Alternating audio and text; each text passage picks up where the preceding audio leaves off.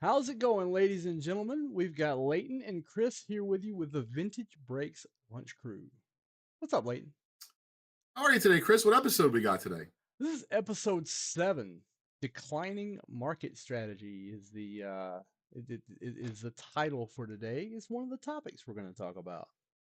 And so last week we missed because of the holiday. We did. I hope you got all the turkey you can handle. I did. I hope everyone out there was able to spend some time with their loved ones, with their friends, with their family, and they had a great time, watched some football, relaxed. I felt recharged for this week because this is a big one this week. It's already Thursday, but we got the big Philly show and we got a fun lunch crew episode ahead. So without further ado, Chris, take us into the first topic. Do you get excited for things like Philly show? Does it like, do you get anticipate like Christmas anticipation? Well, I mean, I like Christmas a little bit more because I get to spend it with my son and my Mhm. family because I celebrate Christmas and Hanukkah. But as far as the show, no, absolutely. It's different than when I was a kid, but I very much look forward to the convention. And this one in particular, Crosby will be with me, so he's looking forward to earning money. He wants to know what his jobs are, and I'm able to teach him responsibility. And it's kind of cool, right? You get to, for whatever it's worth, right? I remember as a kid, you know, take your kid to work day, and I would like beg my dad. And the thing is, I was one of four, so like even best case, right? You're going every maybe 4 years because they would do like bring your kid to work day once a year, best case. And so I'm able to do that with my son for a couple days at a place where, listen, as much as I want to do a ton of business, if we do no business and all like him and I do is eat some chicken fingers and have fun, that's Yeah, going to be great too. I hear you. I hear you. Well, something that a lot of I hate this term, but people use it, influencers, put out there is that, like they all want to talk about the declining sports card market, and By the way, I'm going to interrupt you for a second, Chris, because I like to do things off the cuff here. Let's just say they're not influencers. They're just people. You know what yeah, I mean? Like, people. don't even use the word. They're right. They're people in our industry, in our space, in the hobby. Some might call themselves an influencer. Some might call themselves, Ricky Henderson, the fastest man alive. Who knows what they're gonna do. But what I'm saying is, it doesn't matter who it's coming from, because it's out there. Yeah, yeah, true, true. So there are, and what brought this up to me was a guy I respect a lot named Nathan Burns at Grand Slam in Murfreesboro, Tennessee, put out a Facebook post that has some strategic advice for what to do during this market. His quote was, and I don't want to misquote him here, but so I'll just kind of summarize what he said. He said these big expensive cards may not be good long-term holds. If you're sitting out there holding a $150,000 card, you should sell that card. You shouldn't worry about what it sold last time. What he was saying is that cards at lower price points, still substantial cards, hold up better than these big massive cards. Like $1,000 cards hold value better than $150,000 cards. And he also alluded to the point that there's a difference between an iconic card and an expensive card. And just because a card is expensive doesn't mean it's iconic. And that's kind of where I wanted to pick your brain as an expert in this field about. Well, there's a lot to unpack there, Chris, and Mm-hmm. certainly, as you know, I'm friendly with Nate as well, and certainly respect him. The first thing that came to mind, I didn't take notes as you did this, so I'll just kind of digest Yeah. and unpack because it was a lot. The first thing is he may be right, but the first statement is very broad, Mm-hmm. so that meaning like every expensive card, you would rather have less expensive cards because I could tell you 5 cards off the top of my head I would rather have in hand than have less expensive cards make that up. But I'm talking about, a 14 Baltimore News Babe Ruth. I'm talking about a T206 Wagner.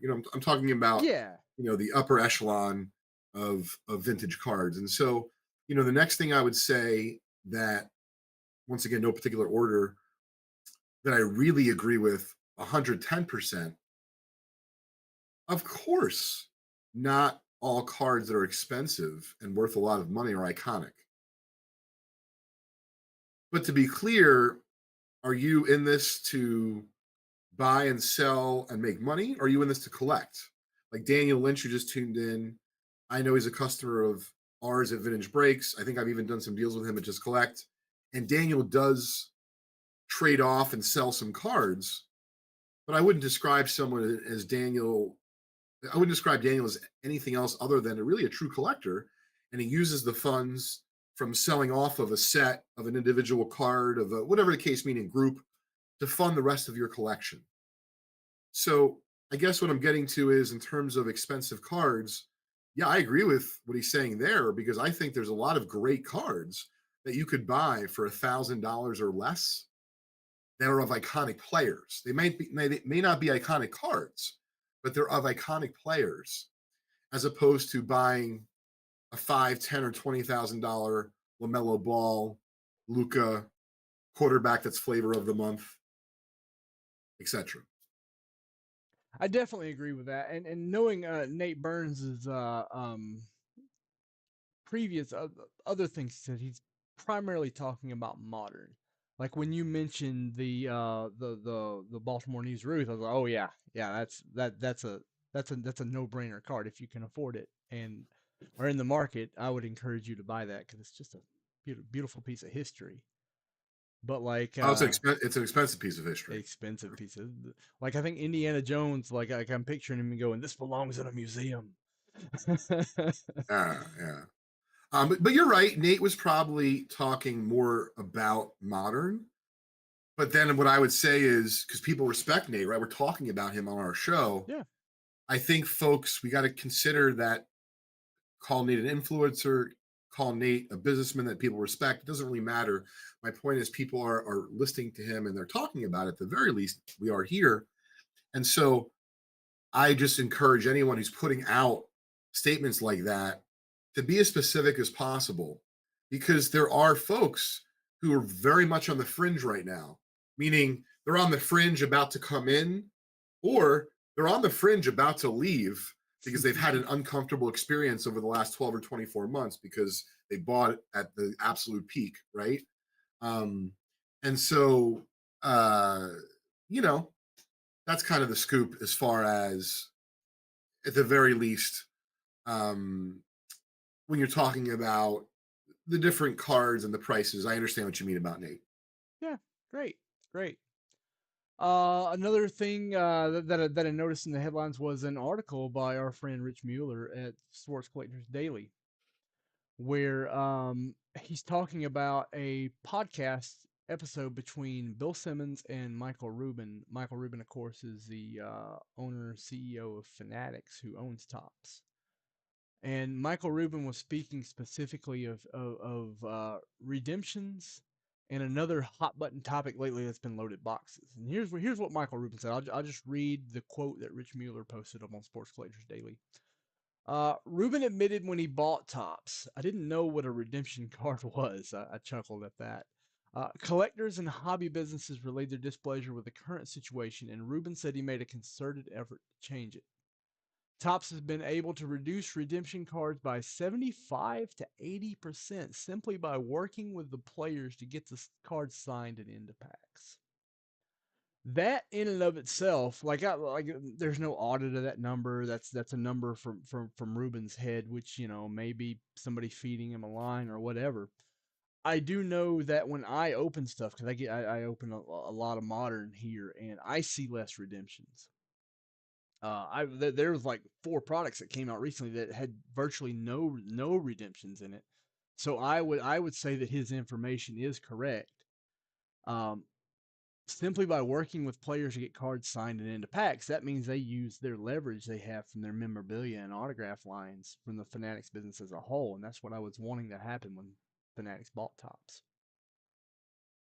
Um, Also, there's been this kind of like chatter about breakers and loaded box, and Ruben's response is, "Hey, we'll handle this just like any other business. We're going to hire an auditor and let you know what the auditor says." So, I mean, that's what I would do.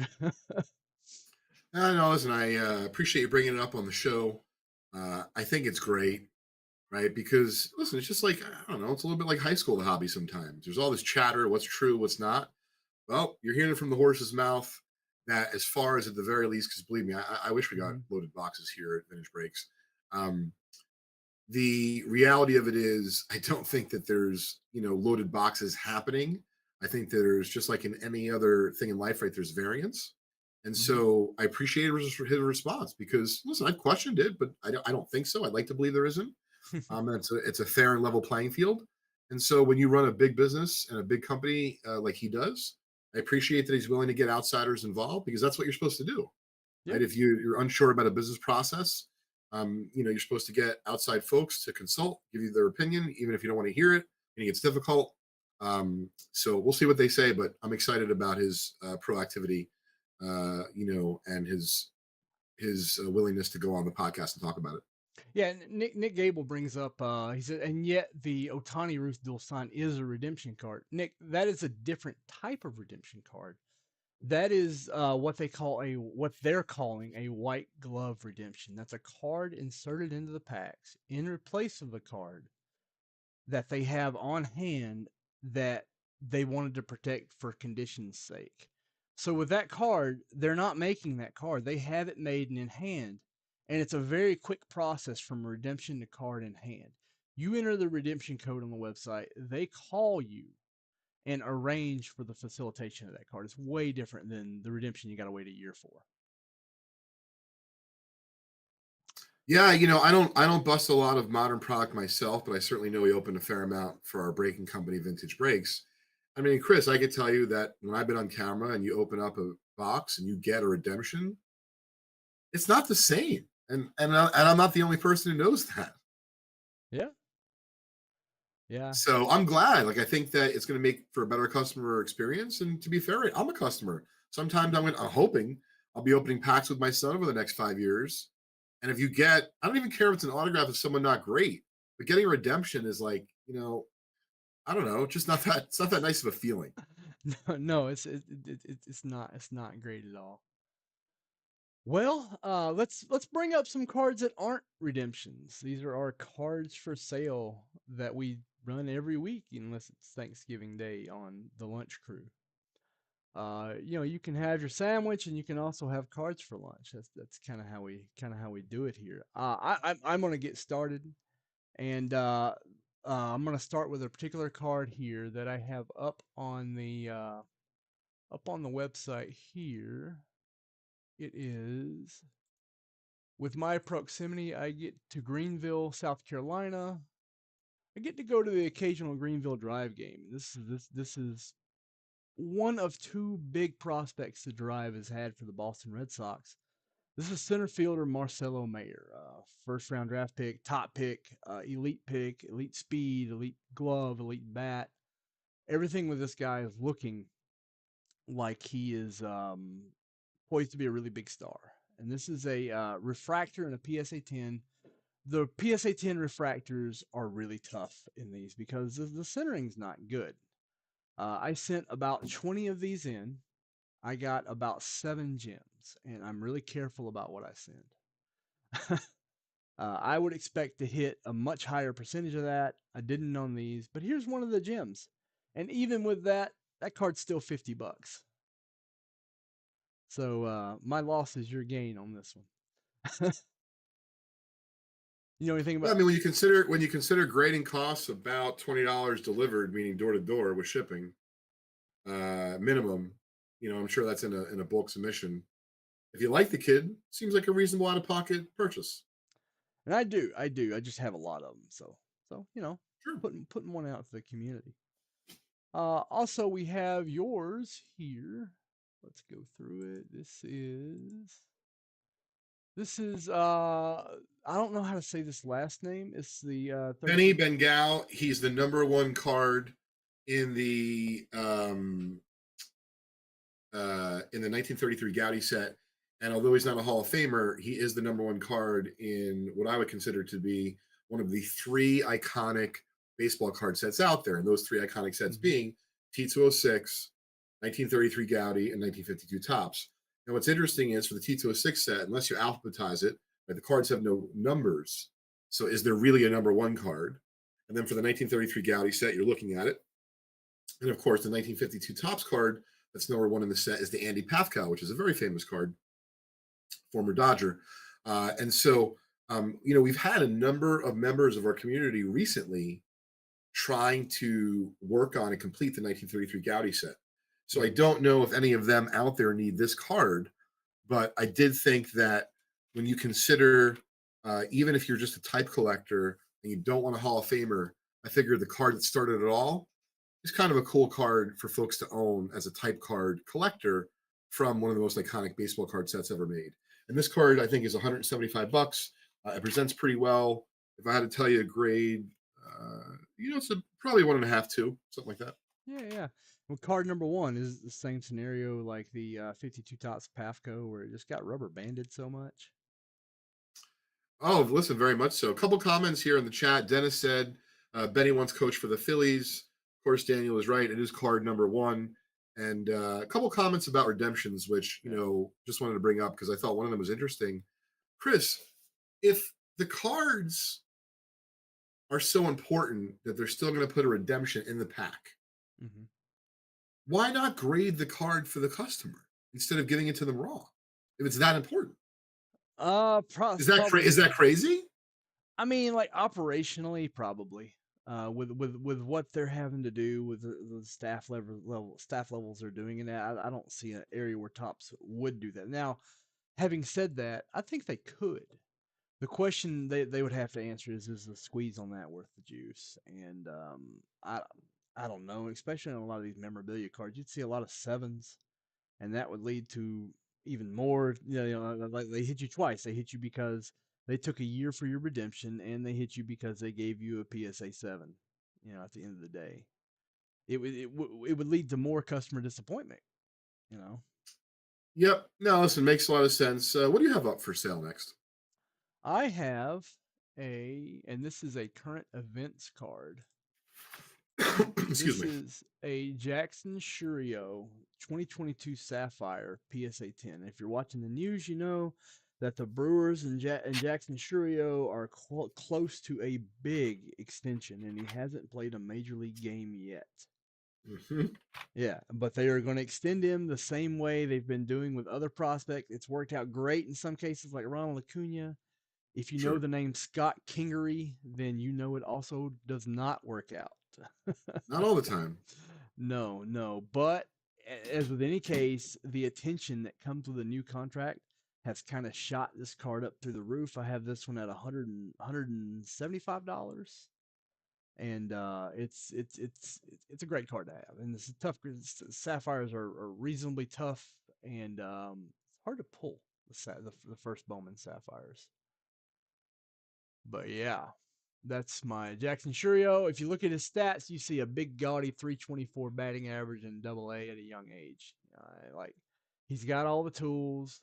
He's gonna have the big contract. He's gonna be a staple of the Brewers lineup next year in a young team that includes other guys like Sal Frelick. A really exciting team. That Brewers team, if you watch them play, they are fast. They play defense and they put the ball in play. It's like an old school NL team, and I'm here for that style of play. Reminds me of the old Very cool. Cardinals team with Sure. Remember Vince that team. Coleman. Yeah, yeah, yeah, yeah, Vince Coleman was awesome. Willie McGee. yeah, yeah, yeah, yeah. Who was that? Tom Herr. They had a lot of Yep. guys in that team that were just good, not necessarily power hitters, but guys good at moving runners, good guys, good in situational hitters. Let's see. Next card is the 34 Gaudi 4-1. 1935 Gaudi 4-1. It is 35. low grade condition, but it does feature three Hall of Famers: Paul Wainer, Lloyd Wainer, and Waite Hoyt. 1935 Gaudi set in general has become more popular in recent years. And this particular example is low grade, but it's $40. And the reason why I'm offering these, and we'll talk about it in the last topic today, but this is the kind of wheeling and dealing that goes on at the card shows. So if you're in the Philly area this weekend, stop on by the Philly show. If you want details about it, check out phillyshow.com. This card's $40, features three Hall of Famers from 1935. You're talking, about 90 years old. So that was pretty cool to offer the community. I've never offered ungraded vintage cards before on the Lunch Crew. So I thought this is the week we'd start doing it because of the card show. Yeah, I just like when John sent me the image of that card, just the thought was, wow, Paul Lloyd and Waite Hoyt. Yeah, pretty I kind cool. of feel sorry for whoever Bush is, but I'm sure somebody knows. Yeah. Dan says he just sold a PSA one of this car for $100, so $40 is probably a pretty good deal. So Oh, we I know can't. it's a good deal, but don't say, listen, I'm the seller, so I don't want to be on here. But to be fair, right? And I want to make sure folks who are listening to this both live and afterwards, gang, we're not bringing cards on here to sell them because we think it's going to increase our bottom line a huge amount at the end of the year. Yeah. We're doing it because I think it's fun content. We're trying to offer fair to good deals on the cards. And if you'd like to see it done in a different style, let us know because we're not even 10 yet. We're I think today you said seventh episode of Seventh Lunch Crew. episode. Yeah. So please, if you have some comments or feedback about how you'd like to see us incorporate a few cards into the show, I like that Chris has a few modern, I have a few vintage. I actually, every time Chris brings on a few cards, I generally learn something because I don't follow the modern rookies the way that Chris does. Hmm. I certainly know Chris is learning on vintage. Oh yeah. So, with that being said, Chris, tell us a little bit about the new 2023 Donruss football that's coming out because I get all of my modern drop knowledge from you. So it's an interesting scenario because the rookie that's really popping off is CJ Stroud. Yep. CJ Stroud, the Fanatic exclusive. We've talked about this many Mm, times about how it affects 2023 products. Uh, yep. the key here is of all the products it's going to affect, the base heavy products like Donruss, like Prism, products where you like autographs, but you more buy them for base cards. That base cards and parallels of that base card. That's where Donruss sits in an interesting position with CJ Stroud not having autographs. Like he's not gonna have autographs in any of these products. Flawless, he's not gonna have autographs. National Treasures, he's not gonna have autographs. I think it matters less in Donruss. I think the cost to acquire is better in Donruss. And I really think people are gonna be chasing some of these CJ Stroud parallels. I think they are. I appreciate your input. And this is what I think. And maybe it'll even impact people buying less from, let's say, your respective braking company. Because, Mm. I'm an owner of one of those braking companies here in question. But the joking aside, to me, if I'm a collector of modern cards, what I'd like to see folks doing so that they can get more enjoyment and not get caught up in all the craziness. If you are someone who likes football and you're going to collect the next class, 2023 football, and you're going to buy anything and everything from Donruss to, there's lots of different Panini products in between. And of course, some of the higher end ones come out later in the year, meaning, NT and Flawless and Immaculate. I really think you need to have a budget. And maybe I'm speaking like, very obvious, like, hey, wait, a duh. But I feel like, at least for some of the folks that I see, it's like, oh, there's going to be more football besides Donruss. Why did I put $700 in a Donruss packs? And I'm not saying, by the way, Donruss is bad. That's not what I mean. I think Donruss is cool. But I know as a kid, and there wasn't nearly as much back then as there is today, I couldn't afford that much Upper Deck. But I would save just a snippet of like my allowance and my snow shovel, removal money and that kind of stuff. So that, like, yeah, listen, my dad almost thought it was like rite of passage. I had to complete the current year's Topps baseball set. Right. But then I had some other interests. I wanted to collect some football. And so I did. I budgeted my money.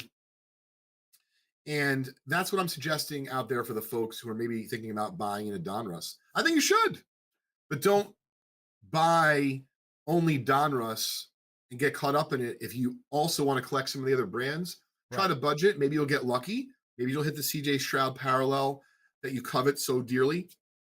And if you do, maybe you'll sell, maybe you hang on to it. But I just want to see folks have some longevity and, um, you know, uh, just be careful is the point. Absolutely, absolutely. And also, like, we had a situation in 2021 where Mac Jones, quarterback of the Patriots, I think your comment at the time was, man, I just don't know how I'm going to handle it if Mac Jones comes out and he's another Tom Brady. That's going to be really rough for me as a Jets fan.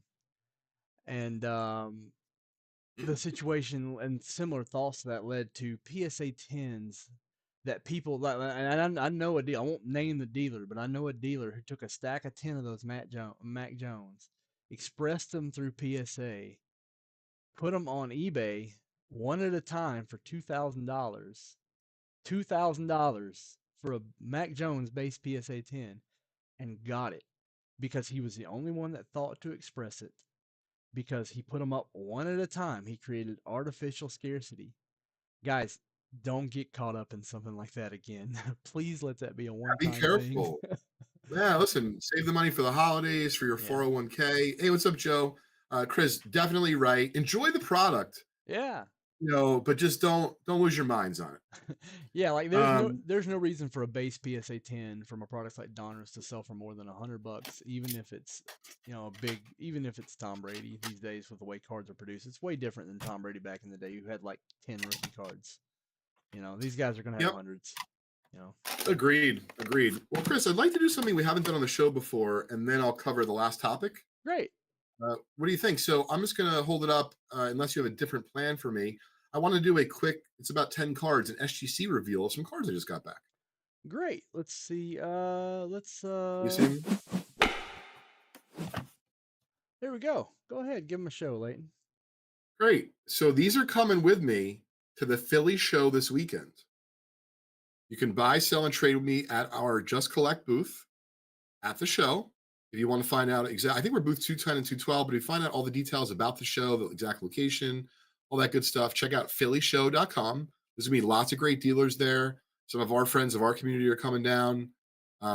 This is a T206 Ed Walsh. It is his only card in the set. It's become popular in recent years. Here is a Christy Mathewson Dark Cap. It is authentic, and it says minimum size not met. So for those that don't know, that doesn't mean the card is trimmed. It just means that the card, the way it was produced from the factory, does not meet the minimum size. The SGC will put a numerical grade on it. So I saw when I looked at it that it looked a little bit small. I didn't think there's anything wrong with it. I know sometimes SGC will put that type of card in a holder, especially even in a regular cut. In this case, they just put it in authentic. But I appreciate them being specific. It doesn't say trimmed. It doesn't say anything else other than minimum size not met. So that would be available as well. Jake Beckley, Hall of Famer. By the way, I once had a PSA 8 of this. I sold Oh, it at public auction for, I don't know, like $30,000 years ago. It was pretty wild. An 8 hadn't been yeah, available for a long time. Here is a Bobby Wallace portrait, yeah. SGC 2.5. Actually presents really nicely for the grade. I don't even know how you get an 8 in these. Like that seems so impossible to me. Well, I mean, I've only graded a couple in my whole life, got an 8. Yeah. Here is a Johnny Evers. One of the things that I do, there's a little tip for the audience. When I have a miss, you can see here, it looks like it's not like particularly, rectangular. You can see the cut on the bottom is angled down, the cut on the top, angles up. I tend to send those to SGC because, I'll take my my loop, I'll look at the cut. If it looks original, authentic, I tend to send those to SGC. So SGC I feel is a little bit better at grading them than PSA. PSA will often kick those when they are in fact authentic cards. Mm-hmm. So this one is a 3. A couple Cracker Jacks from a recent collection I purchased. This one in particular has heavy staining, and this one I think has staining on the back, if I'm not mistaken. Oh yeah, it's some paper loss. Paper loss. Uh, Yeah. but still really good eye appeal for 1.5 and 2s. Yeah. I love the stark red backgrounds in those. Of course. Don't you be touching my Cracker Jacks, man. Ah, Um, so Charles Geringer, SGC 3, very desirable card with the purple background. It's like kind of unique. No other card in the 33 Gaudi set looks like that. yeah. Okay. Couple of the DiMaggio brothers, 41 play ball. Nice. Vincent Dom. People forget about Vincent. People forget about Yep. Vincent. Yeah. And then the last one is, and I thought this was fun to share a tip with the community. So you can see clearly the cards miscut in top and bottom. When I have those kinds of cards, 9 out of 10 times I send them SGC. And the reason is there's no qualifiers. Yeah. So I just like the card to be graded for what it is. And I don't want to have qualifiers. I know you can send cards to PSA and specify no qualifiers, but I feel like PSA kills cards like this. I would have graded this card between good and VG. So if you look at it, it's 2.5. It's exactly what it came back, 2.5. So the magenta on top, that's not from the card above it. Does this mean Mantle was at the top of the sheet? I believe so. I believe that Yeah. that was like a, Yeah, yeah, exactly. Yeah, Mantle's at I top actually 10. think because it's a color match of this color here, I don't think it looks terrible. I'm not saying Yeah, like I would, say it's high grade. It's not, but I've seen a lot worse looking 2.5s. it's a great looking card for 2.5. Yep. You know. All right, so let's get back to the regular counter, Chris. And I certainly have a controversial, or at least it seems like it's controversial on social media in the last few days. And I didn't want to tell you about it before because I figured I wanted to get your reaction. Great, let's do it. Yeah. All right, folks. So we're going to talk about. I met Chad Seablez when I was out in Vegas. Or excuse me, I was at the National. One morning he was up early, I was up, in a nice conversation. Excuse me. And then I saw something the other day, which it seems like people are just running with. And whether it be they like it or they don't like it, they just have a serious opinion. And I thought it was relevant to discuss on today's 7th episode of the Lunch Crew. Great. So, Chris, I know you know what we're about to bring up is the whole idea, and I don't even know how he put it, but I think he said like, "Hey, I think repacks are bad, and by the way, except for ours." And ours are listen, great. I'm not gonna get into whether it be his or good or not. I just wanted to kind of give my analytical 2 cents on the subject of repacks. And to be fair, we call them kind of hit randoms here at Vintage Breaks. So I'm going to kind of lump in, Chris, repacks and hit randoms together, if we could. Yeah, great. So I do believe, and I'm curious what the audience thinks, that these repacks and hit randoms were born out of circumstance. And what I mean is, and I've been breaking modern product now for several years, a little bit before 19, but certainly not in the heyday of 18 when it came out. But 19, I saw Zion Mania and certainly see where prices are now. And so not only is modern product very volatile, meaning the cost of the wax, the singles can be very volatile too. And in some cases, doesn't even necessarily relate to the performance on the field, which can be extremely frustrating for folks. And so, Chris, even though we don't handle a lot of like modern great cards, I have some nice Otanis, I have some nice Trouts, and I know I do buy and sell that stuff, but we're by no means an industry leader, the way that we are with vintage cards. Yes. So, as far as the repacks and these hit randoms go, and by the way, the hit randoms that we offer at Vintage Breaks, they have full transparency. So, for example, I think there's one on the website right now at vintagebreaks.com. It's $275 per spot. There's 200 graded cards in there. You absolutely can get skunked and get a $10 or $20 card. But the entire list of cards is available to be seen well before it sells out, well before the random is done. And by the way, I think we started doing this in the bigger hit randoms. I think if you finish outside the top 10, you'll have a chance at pulling that 1958 Topps Mantle PSA 5. Yeah. So we did something to try to help the underbelly, if you will. Great. So I personally like hit randoms better than repacks. But regardless, I think that the reason why they were born is because as these companies that produce the cards, i.e. the manufacturers, and there's not that many, by the way, so for those that are listening to this podcast and you're just trying to learn about the industry, right? There's Topps, who's now owned by Fanatics. There's Upper Deck. There's Panini. And then there's Leaf, right? And there's some other companies like Leaf, like Onyx, and things like that. But there's not an unlimited number. And so to me, I've opened up enough product to see that if you want a Joe Burrow base rookie from 2020, not that hard to hit. But if you want a 2020 Joe Burrow numbered, autographed, Chris, correct me if I'm wrong, not that easy to hit, not that easy to pull. Not at all. Exactly. So now, fast forward a few years later, where we are in 23, it's even more expensive to pull that card because the 2020 quarterback class has established itself as the primo class of the last few years. So what I'm getting to, and this is where I do agree with Seablez and the community that puts out, and you can argue about should you do it through a repack or a hit random, because that's a topic for a different day to me. I don't want to spend forever on the show, covering this topic.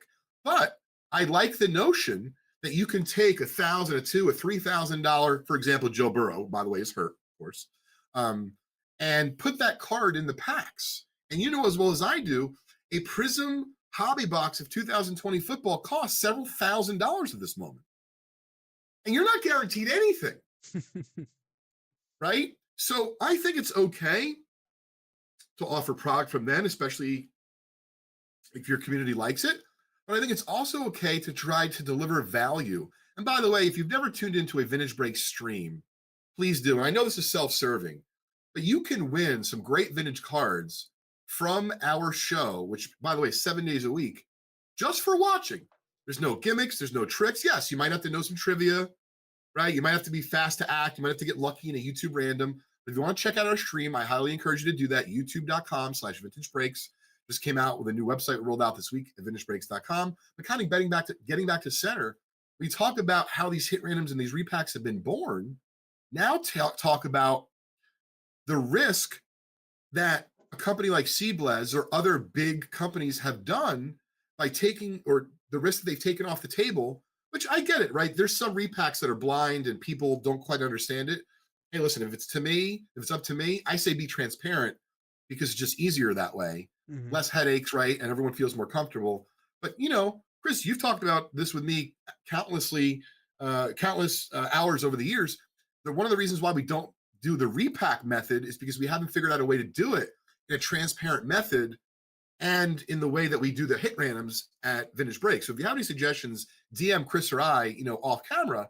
But kind of getting back to center, I think the hit randoms are great for modern or vintage because in modern, you're able to take some of those really tough hits, put it in a product, and you're right. You might get a $10 or $20 really bad card. But by the way, you might get that really bad card anyway out of a repack, and there's no guarantee that Joe Burrow or Tua or Jalen Hurts card that they're able to now put in there is going to be available. And make no mistake, they're going to make a vig on it. They're going to make a profit. Yes. So just like I say all the time, listen, I go to the diner sometimes, my son, and I'll hear it could be someone who's 39, 79, inflation, eggs are too expensive. And I'm like, you guys know they sell eggs at the supermarket. I don't actually go to the diner to buy eggs only. I go because I bond with my son. I like to eat a meal out. I don't have to do the dishes. And by the way, raw materials are more expensive than ever. And so I know you can't compare eating eggs to a repack, but I think it's similar in the sense of, especially if your respective breaker is as transparent as possible. By the way, and I'm okay with this too. I've heard they do like this. It's a floor and a ceiling. Listen, once again, your community, your community, your community. If they trust you, great, run with it. But I'm just explaining to you, if you want to grow your business, transparency is the way to do that because not everyone necessarily knows you.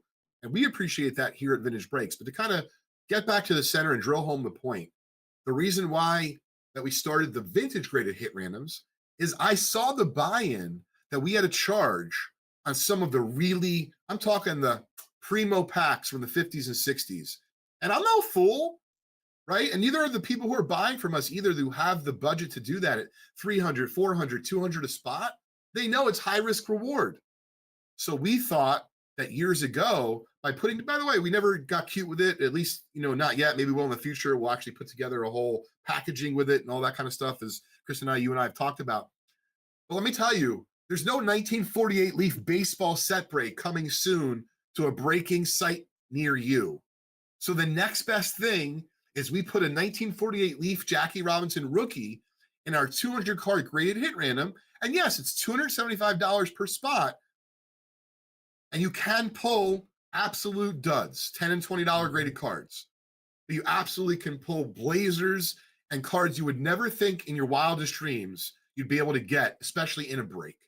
And I like that you could put together, do the numbers, right? 200 times 275 is, what is that, about 55,000, I think, give or take. Yeah. You could put together a $50,000 or $55,000 big break. Listen, the guys at Seablez, Leighton Sports Cards, the guys in Florida, Backyard, they all do these big breaks. And I think they're super cool. But if we do a $50,000 break, I want to be able to provide guaranteed value. And that's what I found, Chris, and I wanted to hear your thoughts because I've been ranting here for a few minutes. Sure. That's what I found with the hit random it does. But also, once again, shout out to the other breakers doing repacks or other companies making repacks that are respected. I think it represents a wonderful way for a collector, as long as it's done right, to potentially give them a chance at a different way of breaking. Call whatever you want, right? It doesn't matter. Chris, what are your thoughts? Well, I think repacks definitely do have a place. However, so having said that, a lot of what goes on in the market is quite simply an unacceptable way to do these repacks. First off, with the way live commerce works out with a Whatnot or Fanatics Live or even eBay Lives, everything is set up to be very episodic and go through in that one show. Well, as you know, you don't always have the sell through to go through an entire hit random on the or entire repack on that one show. So they'll sell a few packs here, they'll sell a few packs here, and they'll sell a few packs here, and these are blind checklists. So a lot of times, and it's very important that you realize that I'm not mentioning any names in this because I don't know who is doing this. I do know that I've seen it happen. But what they will do is they'll hold that big hit back. You know, the big hit's not really hittable. You need to make sure the hit is hittable. And the way we address that, we sell through them and we do it all at once. So it may take a while to sell. It's Our shows are not episodic. Our shows build and build and build. It'll take us a month to sell out some of these things. But that way, you know that that spot you bought, you have a chance at the entire checklist, not just a portion of it. And you know that card's in there because you see it go down, you see it given away live. And I think that's what gets missed on these live commerce platforms. Listen, Chris, you nailed it. And we're just, what's great is we have no sponsor of the show. So we can No. say whatever the F we want. We can curse this or that. Yeah. But the reality of it is, gang, Chris and I have experimented, on Whatnot with different repacks. And like, we got our ass handed to us. Remember, like they hit the Curry like super early. And I'm like, Chris, Right. is there any way to mitigate against? And he's like, yeah, you got to sell it all at once. And so believe me, I know that our hit randoms and our style of repack is not for everyone. We're hoping to design something new for 2024, and we'll certainly keep everyone posted. But I see a lot of comments in the chat, both now while we're live and I'm hoping afterwards. So please, if you ever have suggestions for a product or a product line involving a repack / a hit random and combining those, one of the things I've been stout about is you have to have transparency. And so, Chris, you're right. Like our hit randoms are not for everyone because they don't get broke right away. But you do know what's going to be given out, guaranteed. There's no going to be like, well, the Jackie rookie was available, but because it didn't sell out in the first 3 shows, well, you're never going to see that Jackie again. Yeah, and they won't tell you. One of the things that makes our community great is, we're able to buy cards many years later, in fact, in some cases, from our community because they've hit legitimate, sincere vintage cards from hit randoms and call them repacks, whatever they are. So I want to get back to center. I do like, and I see some of the comments here. Yes, if you don't see a checklist, kind of be scammy. Yes, I like to believe in the greater good. So what I'm saying is if companies have been doing it for a long time, like for example, Seablez, I saw his comment and I guess his brother was talking. I think they only do one once a month or once every other month. If they do it and they always sell out, they're probably doing it right. But to be fair, it's like the same thing with us. Ours don't sell all the time, but when we do it right. And there's a reason why we don't do 11 of them at once is because they take a lot of work to do it right. Mm-hmm. Yeah. Layton Sports Cards, I think Rich Layton is one of the bigger guys that do their own repacks. And yeah, I know Rich, and I don't have a problem in the world buying into a Rich Layton repack. Their reputation. Yes, my point is itself. there's definitely places that sell legitimate good product called repacks. You just have to find them. I don't participate, so I don't really know. Yeah. I don't either, but if I did, I would not hesitate to go to some of these bigger guys and trust their riches. No, listen, that's my point. And so whether it be it's us or someone else, I just think it's a style of breaking that you like. And so, with that in mind, I wanted to once again plug the Philly show run by my good buddy Joe Drellick and Hunt Auctions. It will be this upcoming weekend, Friday, Saturday, and Sunday. Please stop by our booth, 210 and 212. Crosby will be there with me. We're buying, selling, and trading. And that's the last piece of this that I want to advise you on. Gang, it's the holidays. You don't want to be going into the kitty you're not supposed to be touching. You don't want to be putting on the credit card you're not supposed to be doing that with. You want to make sure you have extra money for the holidays, not less. Yes. Bring cards, even if you don't want to sell them, bring them for trade. You just don't know what you're going to find. And I would say for me, it's one of the advantages that I have of setting up at the convention. I have a huge amount of cards that I can trade. So if you walk up to me, even if you don't necessarily have something that I love, if I have something that you really covet, I'll likely try to work out a deal with you trading. So with that, that is the 7th episode of The Lunch Crew. I hope you enjoyed today's episode. please let us know in the comments about the repack hit random saga, your thoughts about that, your thoughts about Donruss football, or anything and everything else related to sports cards and the community. Thanks, everybody.